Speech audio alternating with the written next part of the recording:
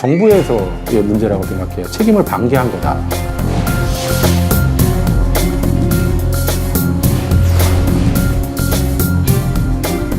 과실범으로 보고 있단 말이에요. 그러니까 그 틀을 깨지는 못했어요.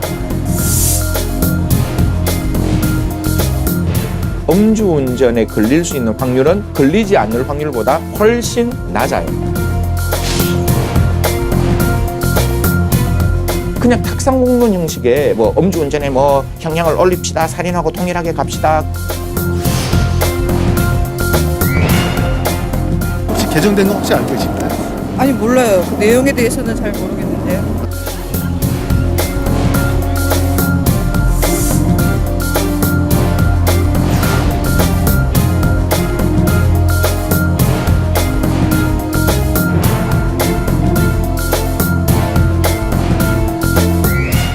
교통 관련 법규는 매년 갱신된다는 사실, 아마도 언론 매체를 통해 들어보셨을 텐데요. 굵직한 이슈에 대해선 운전을 하지 않는 사람들도 기본적으로 알고 있을 것입니다. 2018년 1월부터 11월까지 교통사고 사망자 수는 2017년 같은 기간에 비해 10.1% 감소한 3,443명이었습니다. 특히 교통안전종합대책에서 역점을 두고 관리 중인 보행자 사고 사망자의 경우 1,318명으로 전년 대비 12.7% 감소했습니다. 그렇다면 2019년 바뀐 교통법규는 과연 어떤 내용일까요? 쌍심지에서 취재했습니다. 매년 교통법규는 개정되거나 신설됩니다. 2015년에는 과속 범칙금이 기존 대비 2배 인상되고 통행금지 위반과 주정차 위반에 대한 범칙금도 4만 원에서 8만 원으로 2배가 올랐습니다. 2016년에는 과거 간소화된 운전면허 시험으로 초보 운전자들의 높은 사고율과 안전을 고려해 12월부터 운전면허 시험이 강화됐습니다.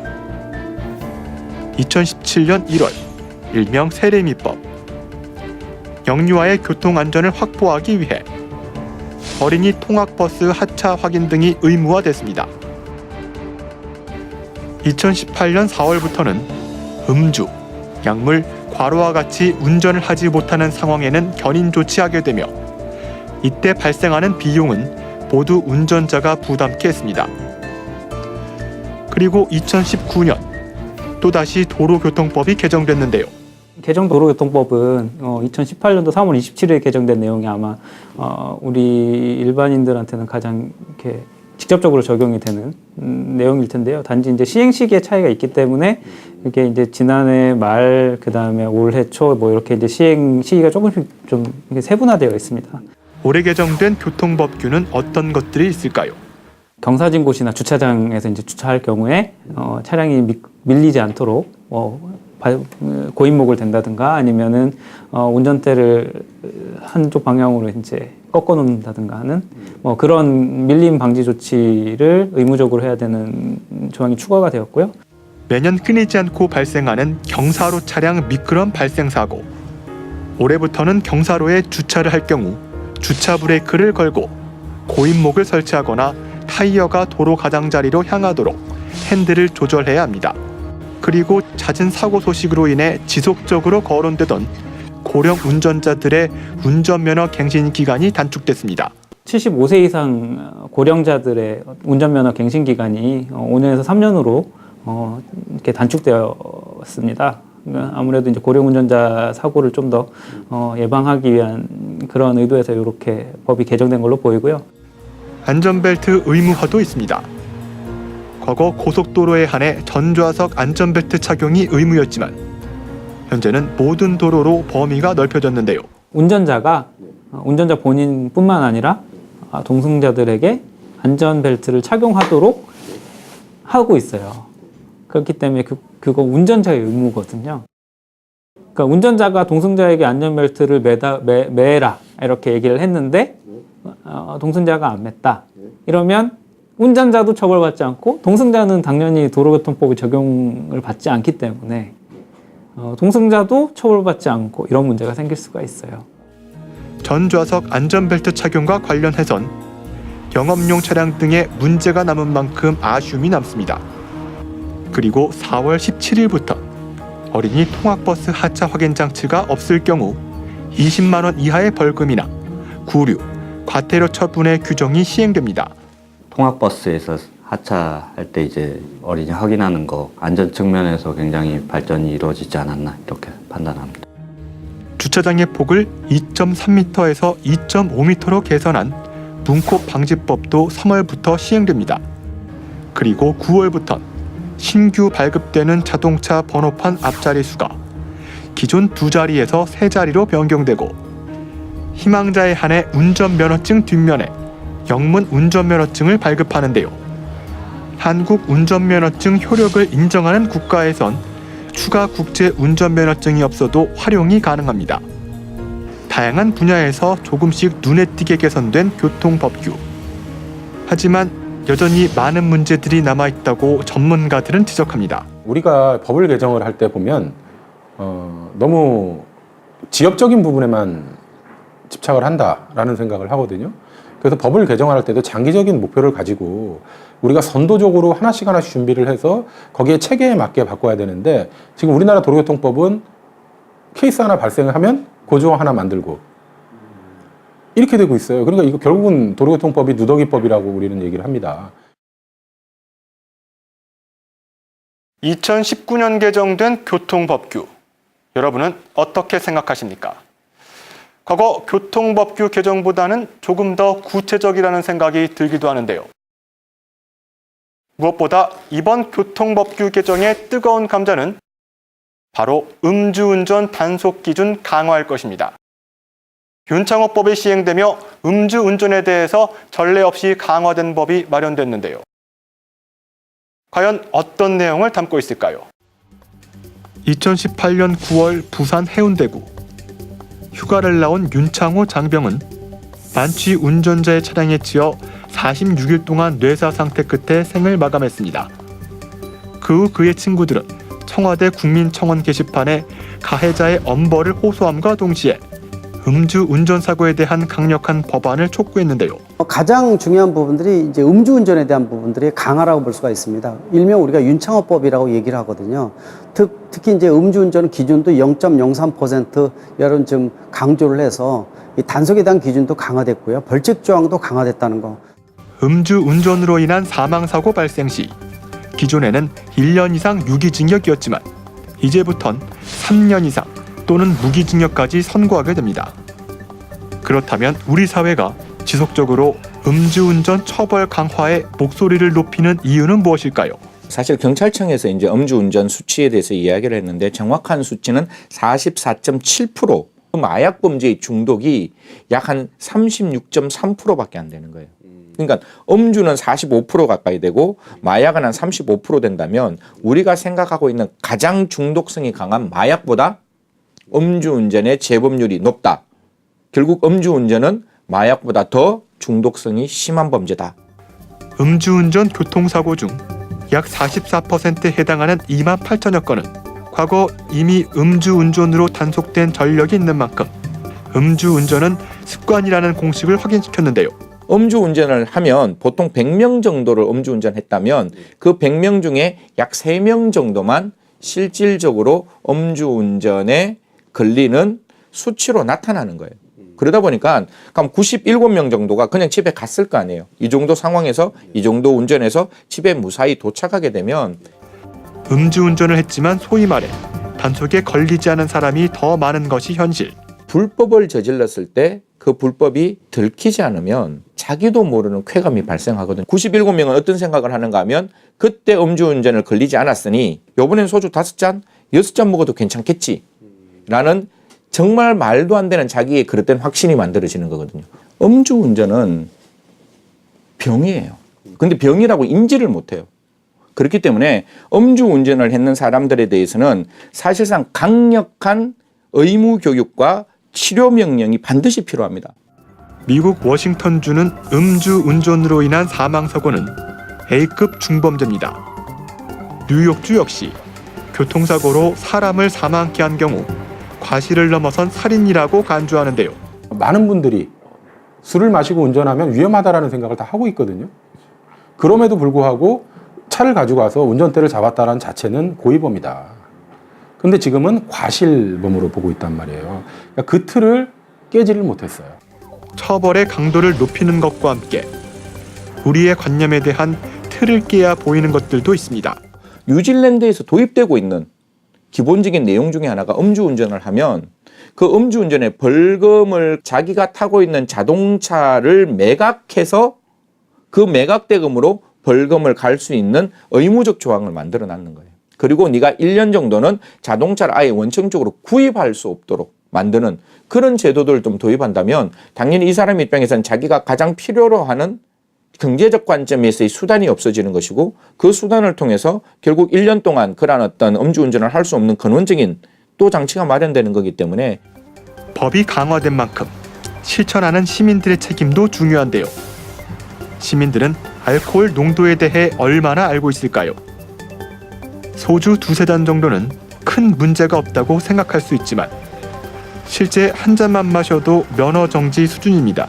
그리고 국민들은 0.03이라는 걸 몰라요. 0.03이면 굉장히 클리어하거든요. 자기 스스로 판단할 때. 그러니까 이 정도의 인터뷰도 가능할 수 있어요. 0.03이면 소주 한 잔 먹고 충분히 할 수 있는 거거든요. 그렇지만 그게 단속 기준이라는 걸 말을 해야 된다는 거죠.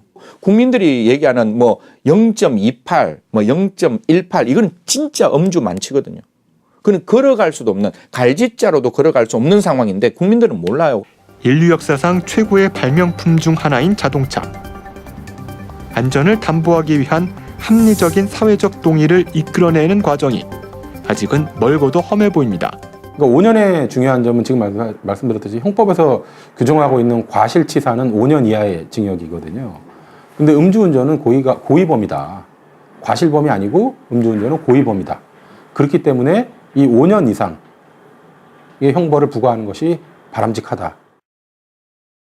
스스로 선택해서 운전대를 잡은 음주 운전자는 고의로 범죄를 저지른 것과 같다는 생각을 지금 이 순간부터 해야 할 것입니다.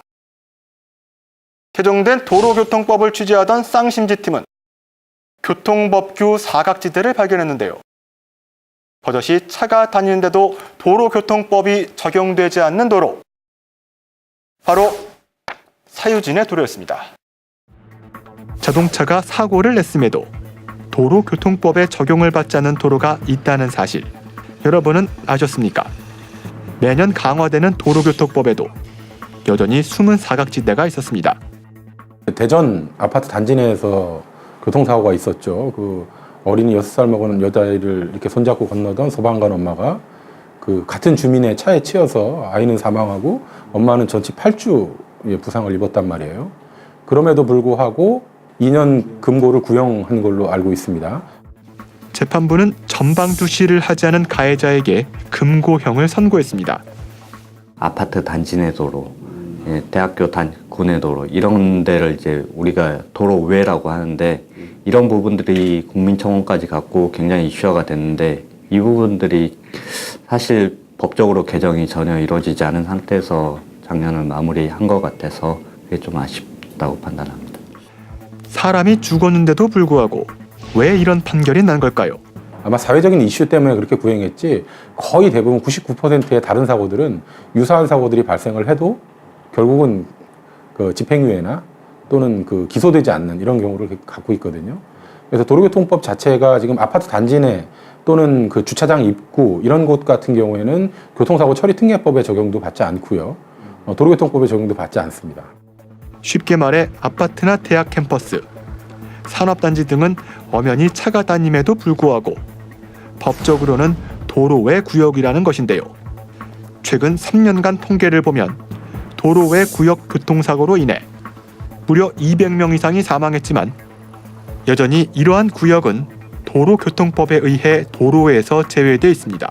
소유 자체가 사유지다 보니까 국가에서 이제 여기에다 시설을 어떻게 투자를 해야 되고 이런 것들이 문제가 되고 거기에 규제를 했을 때 단속까지 가야 될 텐데 단속을 하는 게 과도하지 않나 이런 의견들도 있고 해서 교통사고 특례법은 12가지 중대한 사고에 대해서 형사적으로 처벌할 수 있는 법률입니다. 하지만 도로의 구역은 도로교통법에서도 제외된 만큼 아무리 중대 사고가 발생해도 형사처벌을 받지 않고 있습니다. 교통사고에 준해서 교통사고 네가 법규 위반이라는 중과실을 했기 때문에 이런 사고로 이어지게 됐다 하는 것도 이제 교통사고 처리 특례법에 들어가 있는 거거든요. 이러한 것들 이제 적용을 안 받는 거죠. 그래서 처벌이 사실 더 약해질 여지는 있죠. 차는 다니지만 도로는 아니다. 운전은 했지만 운전자가 아니다. 현재 우리 교통법이 낳은 사각지대. 억울함은 해결되지 않은 채 시간은 흘러갑니다. 이런 것 같은 경우에는 단순하게 생각하면 됩니다.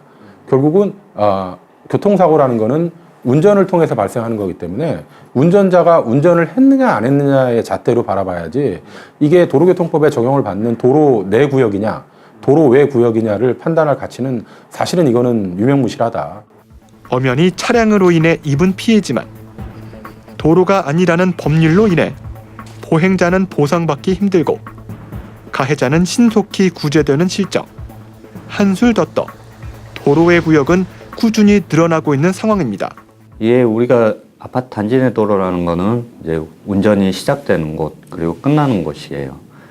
그만큼 운전하는 사람의 긴장도도 낮고 이제 부주의할 확률도 높고 또 보행자 측면에서는 보행자들은 내 생활권인데 내 생활권이라서 뭐 차도처럼 조심하거나 이런 것들이 사실 떨어지는 부분이고 이 두 가지가 이제 같이 맞물려서 일어나기 때문에 공적인 측면에서 최소한의 안전을 담보할 수 있는 최소한의 안전장치는 마련돼야 될 텐데 그 부분을 민간에게 다 맡기고 있단 말이에요.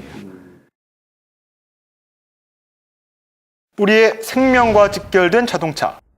타인의 실수로 내가 해를 입을 수 있는 자동차 운전. 매년 개정되는 도로교통법에도 교통사고 건수는 OECD 평균보다 2배가 넘어 여전히 하위권을 벗어나고 있지 못합니다.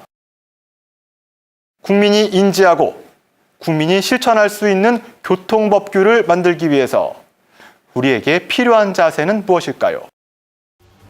매년 추가되고 강화되는 도로교통법에도 교통사고가 크게 줄어들지 않는 이유는 무엇일까요? 도로교통법 8조 2항에 보면 보행자의 도로 통행 방법이 나와 있어요. 차량을 피해서 도로 가장자리로 걷도록 이렇게 유도하고 있는데 이것도 마찬가지로 이 도로의 주인이 결국은 사람이 아니라 차가 우선이다 라는 생각을 하고 있는 거죠. 어쩌면 우리의 법이 사람보다는 차가 우선이라고 말하고 있는 것은 아닐까? 강화된 음주운전 기준에도 음주운전에 대한 경각심이 없는 사람들은 여전히 그 피해의 심각성에 대해 인지하지 못한다는 지적입니다. 일반 교통법규를 위반했을 때 받는 범칙금 내는 거랑 뭐 별 차이 없는 것처럼 이렇게 인식이 되어 있는 것 같은데 음주운전 같은 경우에는 형사상 범죄 행위고요. 법원의 재판을 받아서 벌금이 부과되는 그래서 전과 기록, 통상적으로 말하는 전과 기록, 그 범죄 경력 자료에도 남는 그런 기록입니다. 범죄 행위라는 인식이 결여된 음주운전. 단속은 강화됐지만 의식 개선을 위한 장치도 필요해 보입니다. 이 형법상 몰수 규정을 보면 범죄 행위에 사용된 물건은 몰수하도록 되어 있어요. 그럼 음주운전 같은 경우에는 범죄 행위에 사용된 물건이 자동차잖아요.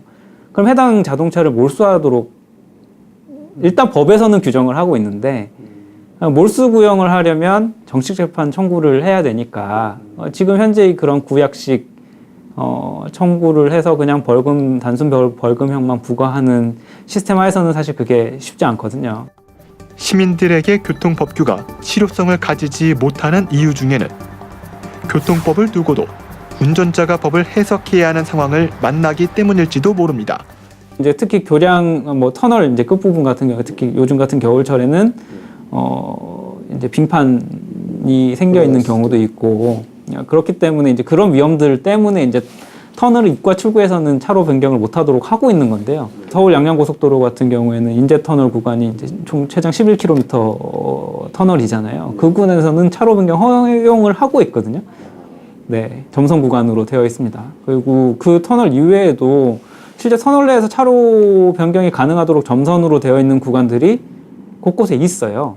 일률적으로 그렇게 차로 변경을 금지해야 된다라고 하는 게 사실 어떻게 보면은 상당히 행정 편의주의적인 발상일 수 있다. 않을까라는 생각이 듭니다. 행정 편의주의적 발상이라 생각되는 개정교통법규는 이뿐이 아닙니다. 그러니까 면허 적성 검사 갱신하러 가도 간소화가 되고 이렇게 손가락만 확인하고 그냥 가서 갱신해 주는 이런 시스템을 갖고 있거든요. 도로교통법의 목적은 원활한 교통 흐름을 확보하는 것이 대전제이고 그 목표에 도달하기 위해 금지 행위와 허용되는 행위를 제정하는 것입니다. 자동차라는 물건이 생각해보면 상당히 위험한 물건이거든요. 기본적으로 1톤이 넘어가는 쇳덩어리인데 이게 시속 100km 이상 달릴 수가 있어요. 근데 일반적인 사람들이 차를 운전하고 차를 다루는 데 있어서 그런 생각은 잘 못 하시는 것 같아요. 근데 순간적으로 나와 타인의 안전을 위협하는 흉기로 돌변할 수가 있는 물건이거든요. 그 도로교통법 같은 경우에도 자동차가 그런 물건이기 때문에 퍼스널 모빌리티의 경우 늘고 있는 사고 소식에도 법률적 대안은 마련조차 되지 않는 상황. 법이 못 쫓아가고 있는 부분이 맞는데요. 퍼스널 모빌리티를 인도에서 주행을 하도록 했을 때 실제 보행자 옆으로 그런 퍼스널 모빌리티에 탑승한 사람이 지나갔을 때 보행자가 느끼는 위협감은 상당히 좀 위협적으로 느껴지는 경우들이 많거든요. 교통법규의 단속 기준만 강화했을 뿐 단속할 상황이 여의치 않거나 아예 이루어지지 않는 경우도 있습니다. 카시트 같은 경우에도 택시 같은 경우에는 지금 유명무실한 부분도 많기 때문에 중간에 3, 4년 같은 경우에는 좌석을 높일 수 있는 부스터 장착 같은 게 좀 필요한데 그런 부분에 현실적인 부분이 좀 빠졌다는 거. 법의 취지는 충분하지만은 세부적인 항목이 좀 취약하다는 부분에 문제점이 있고요. 고인목 설치를 안 하게 되면은 3만 원 범칙금에 대한 부분들이 있는데 실제로 단속은 거의 못 하고 있는 상황이거든요. 자정적인 기능으로 강화를 해야지 도로교통법으로 집어넣는 것은 너무 과한 부분이고 의미도 없다고 볼 수가 있어서 유명무실한 도로교통법. 단속이 불가능한 제도는 결국 시민을 잠재적 범죄자로 만드는 상황. 이런 법률의 미비함도 하루빨리 개선돼야 할 것이지만 그보다 더 중요한 것은 시민들의 인식 개선입니다. 첫 번째가 바로 이 보행자보다 차량 운전자 위주, 소통 위주, 안전보다는 소통 위주의 이런 정책들, 제도들, 또 그런 문화 자체가 우리의 보행자를 그만큼 많이 사망하게 하는 이유고요. 도로의 주인은 결국은 보행자다. 그리고 사람이다. 우리 공익 광고를 보면 차에서 내리면 당신도 보행자라는 얘기를 하잖아요. 그런데 아직도 도로의 우선권 자체는 차량에 가지고 있다. 근데 이거를 깨지 않으면 결국 문화에 따른 법이 아닌 올바른 법에 따라 제대로 된 교통 문화가 정착돼야 한다고 전문가들은 입을 모아 말합니다. 헬멧이 꼭 중요한 게 아니라 문화적인 시스템이 중요하다고 강조할 수가 있기 때문에 그런 부분들은 현실하고 맞지 않는 법이 아닌가라는 측면에서 유예가 됐다 이렇게 볼 수가 있는데요. 결국은 이 문화가 제도를 만드는 것이 아니라 제도가 문화를 만들 수 있도록 교통 분야는 보다 선도적으로 개정이 돼야 된다라고 생각을 해요.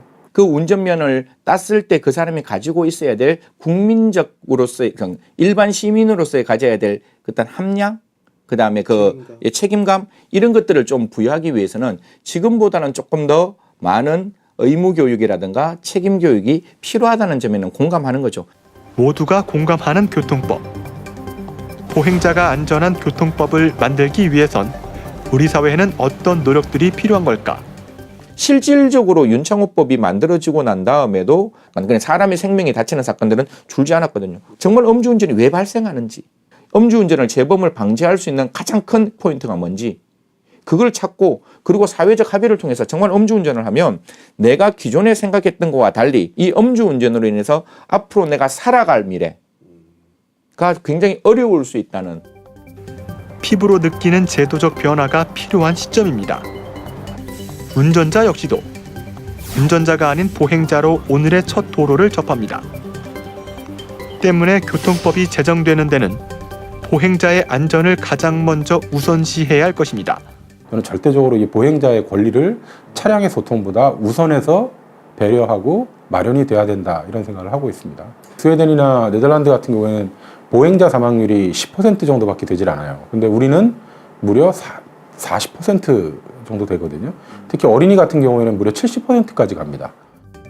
언론 매체에서 도로교통법 개정에 대해 말하지만 아쉽게도 운전자들은 이를 인지하지 못하는 경우가 많습니다. 교육이나 실제 홍보는 거의 이루어지지 않고 있습니다. 그래서 차제에는 반드시 이런 교육을 의무화해서 우리 국민들이 나를 위해서 또 타인을 위해서 안전하게 운전하는 습관, 또 안전하게 이용하는 그 제도 등을 습득을 해야 된다는 거죠. 나의 안전, 내 가족의 안전, 그리고 이웃의 안전. 안전은 누군가에 의해 만들어지는 것이 아닌 스스로가 가져야 하는 생각과 자세일 것입니다. 이 운전이라는 게 결국 능력만이 필요한 게 아니라 결국 그 운전이라는 거는 제3자와의 관계 속에서 분명히 운전을 할 수밖에 없는 거잖아요. 나뿐만 아니라 다른 사람의 어떤 생명의 위협을 가할 수 있다. 항상 그런 위험이 있다. 그래서 장기적인 안목을 가지고 국민들의 진짜 원하는 의견을 수렴을 해서 법안을 개정을 해야 국민들의 호응도 없고 거기에 따른 사고 감소 효과까지 얻을 수 있다. 시청자 여러분, 여러분은 보행자입니까? 아니면 운전자입니까? 운전대만 잡으면 자신도 보행자라는 사실을 잊어버리는 분들. 어린 자녀와 운전대를 잡지 않은 내 부모. 가족들은 아마도 보행자일 텐데 말이죠. 이번 도로교통법 음주운전 단속 기준은 다른 어느 국가와 비교해봐도 그 기준이 강하다고 합니다. 그럼에도 불구하고 우리는 여전히 그 효과에 대해서 의심할 수밖에 없는데요. 제대로 된 법이 올바른 문화를 만들고 차보다 사람이 중요하다는 우리 모두의 인식이 필요하지만 이런 생각을 심어주기 위한 제도적 장치는 여전히 부족합니다. 내 의식 부재가 자칫 사고를 유발할 수도 있다는 사실 결코 잊지 말아야 할 것입니다.